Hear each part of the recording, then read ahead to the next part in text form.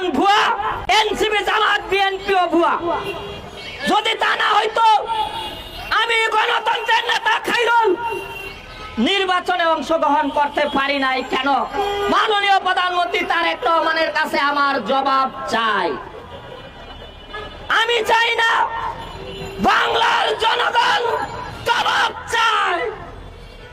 আপনারা জানেন বাংলাদেশের পথে প্রান্তরে, হাটে বাজারে, গ্রামে গঞ্জে যেখানেই যাবেন এক নাম খায়রুল দেওয়া।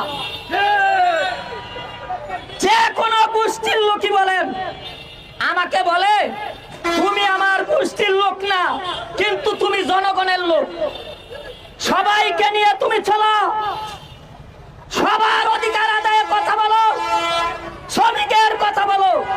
অথচ তোমাকে নির্বাচনের বাইরে রেখে এই নির্বাচন তো জনগণ মেনে নেবে